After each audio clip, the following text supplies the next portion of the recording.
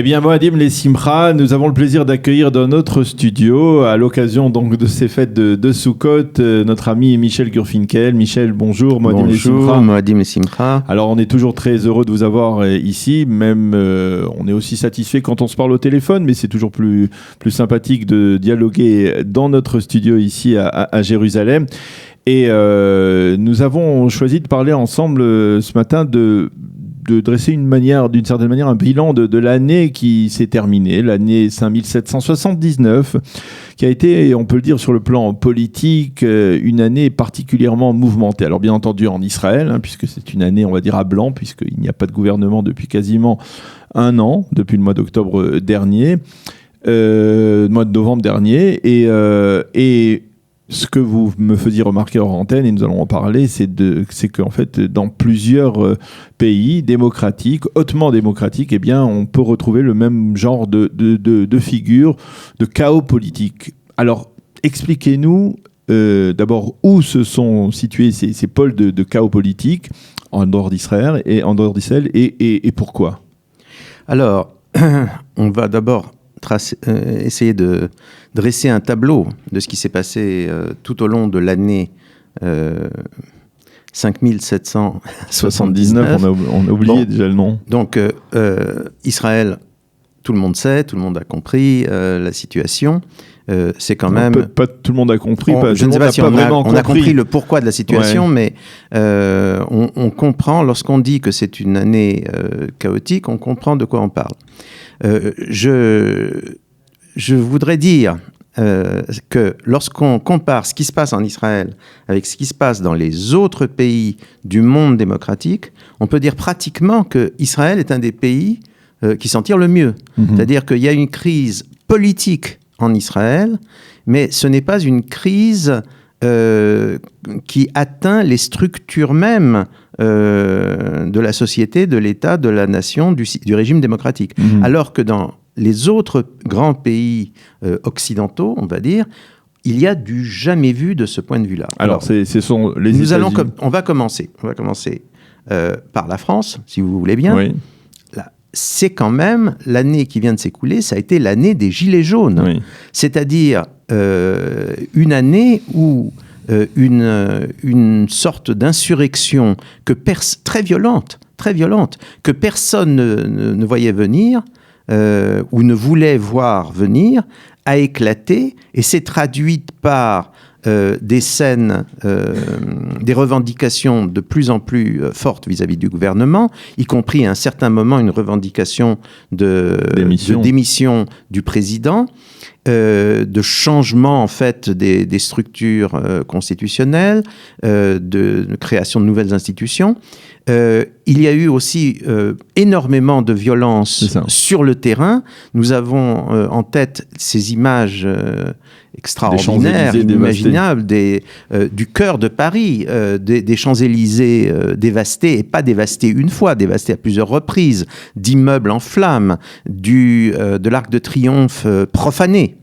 Donc c'est vraiment, sur le plan politique, quelque chose de très très grave.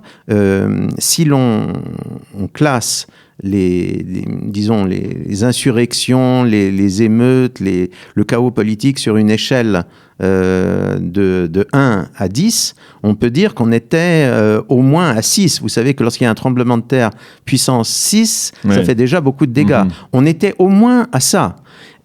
Il se trouve que le président Macron a réussi à tenir bon, et ça, ce n'est pas rien politiquement, et il a réussi à se sortir plus ou moins de la crise. Les élections européennes qui auraient pu se traduire par une déroute pour son parti, au contraire, l'ont relativement renforcé. Je crois essentiellement parce que ce que l'on pourrait appeler les classes riches et dirigeantes en France ont eu extrêmement peur devant le phénomène des Gilets jaunes et ont décidé de faire bloc avec le pouvoir dans la mesure où le pouvoir tient. Mmh. Donc, ce n'est pas une question d'adhésion totale à Macron, c'est une question de Alors, c'est une crise ponctuelle ou c'est une crise qui n'est que le prélude de quelque chose de plus grave? Nous allons simplement constater ce qui s'est passé en France. Et maintenant, on va regarder les autres pays du monde occidental. Passons aux États-Unis. Alors, aux États-Unis, on savait qu'il y avait une situation compliquée depuis l'élection de Trump. Nous savons que l'élection de Trump a polarisé la vie politique américaine d'une manière à peu près sans précédent. Certains ont dit qu'on n'avait jamais vu une polarisation de la vie américaine de ce type depuis les années 1850, c'est-à-dire les années qui ont précédé directement la guerre de sécession. Ah oui. Il y a un journaliste américain très grand talent qui s'appelle Chris Caldwell qui a dit s'il y avait plus d'hommes jeunes aux États-Unis par rapport à l'ensemble de la population, et si les hommes jeunes étaient moins engagés dans la société de consommation et de plaisir, on aurait une guerre civile. Les gens auraient commencé à se battre. Donc c'est une situation vraiment très grave et qui a fini par aboutir à une mise en accusation par la Chambre des représentants dominée par les démocrates du président Trump. Il faut savoir que dans l'histoire américaine, il y a eu seulement 4 exemples de ce genre. 4 seulement. Il y a eu un président qui s'appelait Johnson, qui a succédé directement à Lincoln. Il y a eu Richard Nixon. Il y a eu Clinton. il y a eu Bill Clinton. Et maintenant, nous arrivons à Trump. Bien sûr, on ne sait pas comment cette mise en accusation, cette procédure d'impeachment va évoluer, mais ça indique quand même qu'il y a quelque chose de très grave qui se passe aux États-Unis et que la bonne démocratie américaine, stable, que l'on a connue avec une alternance finalement en douceur entre le Parti démocrate et le Parti républicain, c'est terminé. Il y a eu une sorte de radicalisation du Parti républicain qui s'est traduite par l'élection de Trump.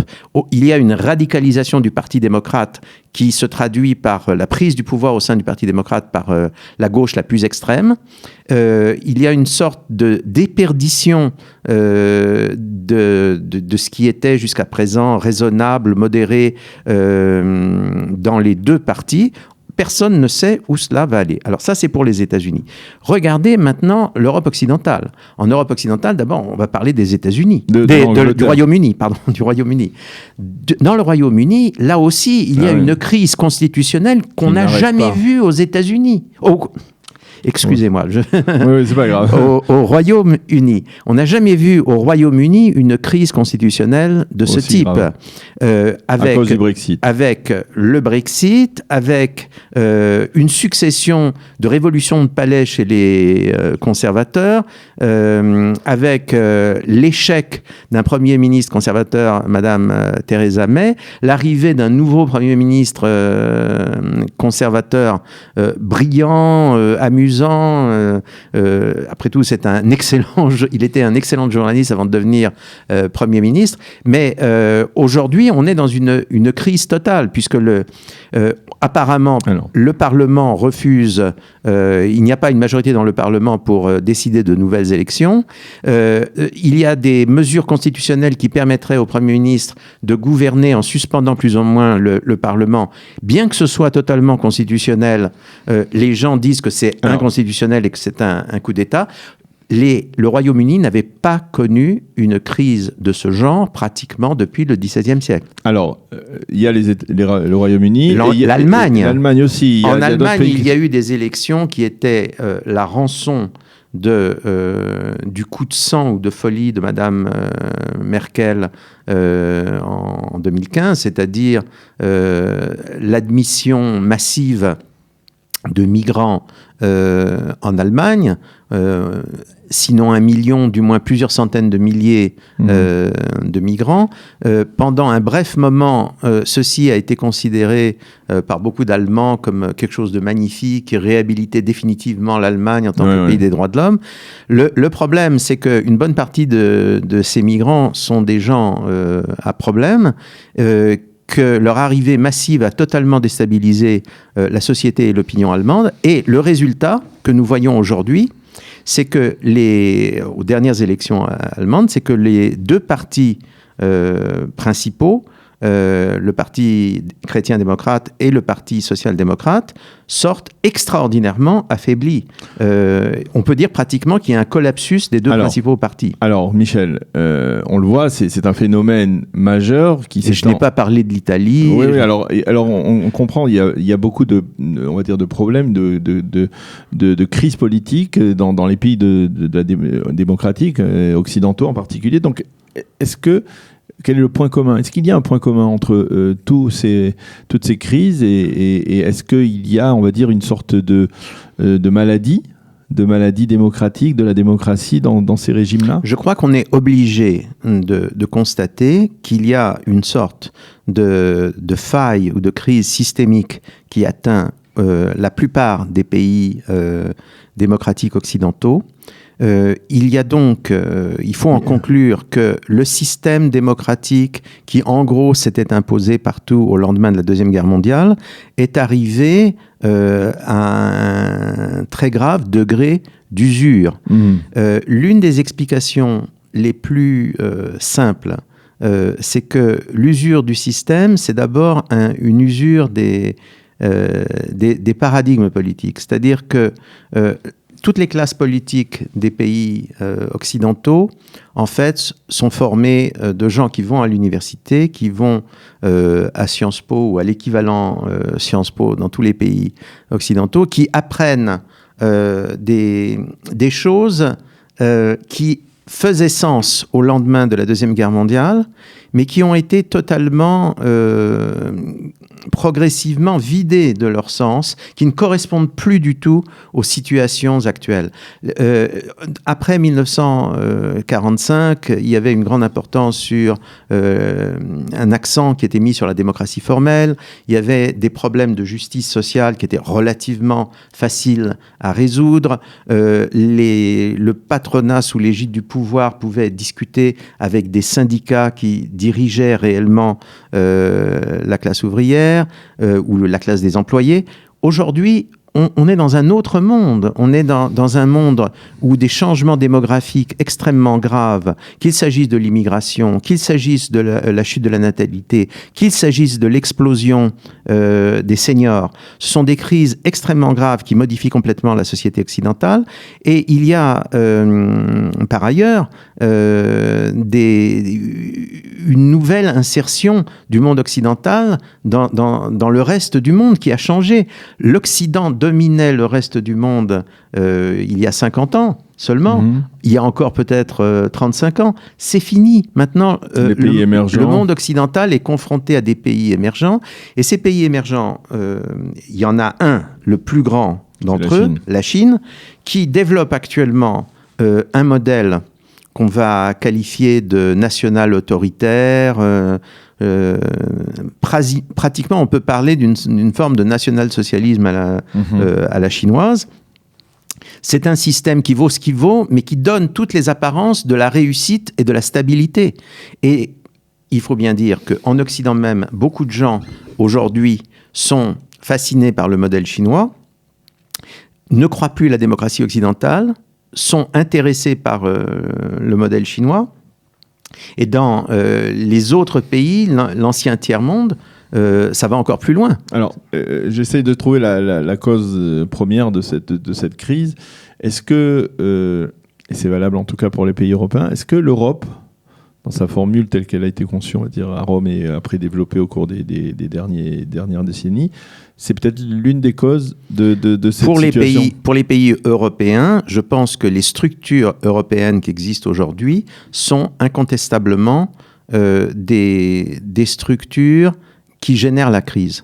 Et la raison numéro 1, c'est que le fonctionnement réel de l'Europe, c'est la destruction de la démocratie réelle dans les pays membres. À partir du moment où vous avez une commission de Bruxelles qui n'est pas élue, qui est désignée par les plus puissants gouvernements à travers des tractations passablement opaques, à partir du moment où cette commission a des pouvoirs tels qu'elle remodèle complètement la vie dans les différents pays membres de l'Union, il y a un sentiment de plus en plus fort de dépossession pour les citoyens de ces différents pays, qui se traduit par des réactions populistes, des votes populistes. Nous les avons vus dans tous les pays qui nous concernent. Prenez par exemple l'Angleterre, ça a été le mouvement UKIP de Noël Farage, qui était un mouvement populiste qui a entraîné le Brexit. Prenez le cas de la France, il y a à la fois le mouvement des Gilets jaunes et sur le plan politique, la montée du Front National devenu Rassemblement National et de la gauche dure de Jean-Luc Mélenchon. Regardez l'Allemagne, où les partis traditionnels s'effondrent au profit soit de l'alternative, c'est-à-dire le parti d'extrême droite, soit des Verts, des écologies. Regardez l'Italie, où finalement deux partis non-système ont tenté de gouverner ensemble pendant un an. Alors, toujours dans la recherche d'une cause centrale, j'aurais tendance à dire, peut-être y a-t-il une crise du leadership dans ces pays. Lorsque, par exemple, un homme comme Donald Trump se fait élire au poste de président des États-Unis, c'est qu'il y a un petit problème au niveau du leadership. C'est possible aussi, est-ce que peut-être que justement l'élection surprise d'Emmanuel Macron aussi faisait partie d'une sorte de crise de leadership mais je ne suis pas convaincu de la réponse, parce que Israël a eu son leader qui est Benjamin Netanyahou, même s'il est controversé aussi, peut-être, c'est-à-dire il reste solidement attaché aux rênes du pouvoir et on n'a pas. Je ne suis pas sûr que la réponse est valable. Est-ce qu'il y a une crise de leadership ? Oui, la crise de leadership, cela revient à ce que je décrivais il y a quelques instants comme la crise du paradigme, l'effondrement du paradigme. Tous les milieux, si vous voulez, on peut parler pratiquement de cycle politique. Il y a des moments dans la vie des nations où il s'est passé quelque chose de très grave. Une guerre, par exemple. Une guerre. Lorsque des événements catastrophiques comme une guerre, même quand vous avez gagné la guerre a été quelque chose de catastrophique, toujours. C'est-à-dire que beaucoup de gens sont morts, beaucoup de ressources financières ou autres ont été dépensées, il y a eu des destructions, donc c'est toujours une crise très grave. Et lorsque vous êtes après une guerre, vous êtes dans l'urgence.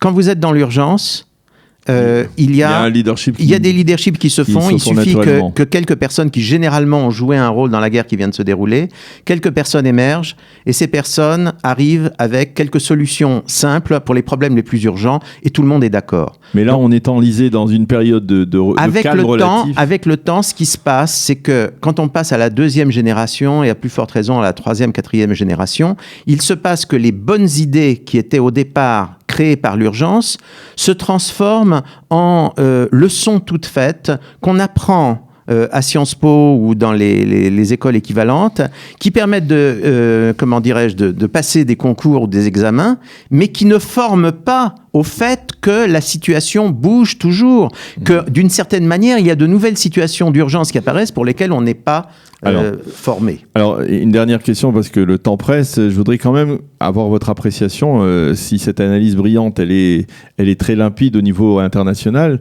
je voudrais quand même avoir votre appréciation sur ce qui se passe en Israël. On en a parlé un peu au début. Il y a une crise, vous avez l'air moins effrayé, on va dire, que la majorité des Israéliens, mais les Israéliens sont très inquiets de cette absence de pouvoir, de ce gouvernement de transition qui se prolonge, de cette crise qui n'arrive pas à être résolue. Comment... La grande différence qu'il y a entre Israël et tous les pays qu'on vient d'évoquer, c'est que dans les pays qu'on vient d'évoquer, il y a une crise du politique, mais en même temps, il y a une crise de la société. Il y a un collapsus du politique qui coïncide avec un collapsus de la société. Et j'ai dit à quoi ressemblait ce collapsus. Il y avait un collapsus au niveau démographique, il y avait un collapsus au niveau des valeurs. Rien de cela en Israël. En Israël, nous avons une société très forte. Nous avons une société qui démographiquement se porte bien. Nous avons une société où, évidemment, il y a 3 ou 4 types de valeurs dans la société israélienne, mais les gens ont des valeurs. Et les gens, on n'est pas dans une situation d'anomie, dans une société où on ne sait plus où on va, on ne sait plus pourquoi on se bat, on ne sait plus pourquoi éventuellement on doit risquer sa vie. C'est une énorme différence avec ce qui se passe dans les autres pays occidentaux. Le système politique israélien, il a l'air de marcher mal, mais en fait, il marche très bien. Oui. C'est-à-dire qu'un pays qui peut se permettre 2 élections à quelques mois de différence sans que finalement il y ait une révolution. Il n'y a pas eu de révolution. Même après les résultats, les Israéliens ont pris ça avec une certaine fatigue, mais ils n'ont pas pris ça, ils ont pas dit, voilà, ça y est, c'est terminé, il faut tout changer. Il n'y a que quelques intellectuels qui parlent de toujours l'idée qui revient chez certains intellectuels israéliens, faisons une constitution écrite, changeons le système électoral. Ça a déjà été tenté, tout cela. Et on sait que les formules pour changer le système électoral en Israël ne marchent pas, parce qu'en Israël, il faut un système électoral qui donne à chaque petit élément de la mosaïque israélienne, le sentiment de pouvoir s'exprimer. Donc, si on retire aux Israéliens cette possibilité-là, à ce moment-là, on va créer un problème de légitimité pour le pouvoir. Comme pour l'instant, on ne l'a pas fait, le pouvoir, disons, les structures politiques, la République israélienne continue à être légitime. Et un mot sur Netanyahou, parce qu'il est au cœur de la crise politique. On a assisté à l'audition de ses avocats dans les affaires 1000, 2000 et 4000. Vous qui voyez analyser la situation politique dans différents pays, est-ce que ce qui se passe au niveau de Netanyahou, des affaires judiciaires, même sans connaître à fond les dossiers, ça vous paraît stupéfiant, ça vous paraît logique que dans une démocratie israélienne, eh bien, on inculpe un Premier ministre dans ce genre de situation ? Écoutez, en théorie, peut-être qu'on peut inculper un Premier ministre, en théorie.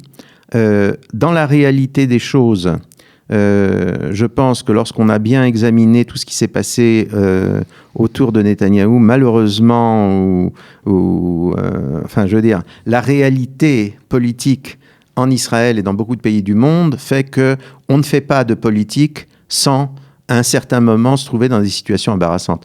Vous savez qu'il y a un président français un ancien président français qui vient de mourir, qui a été pleuré comme un très grand et très bon président. On oublie que ce président était inculpé.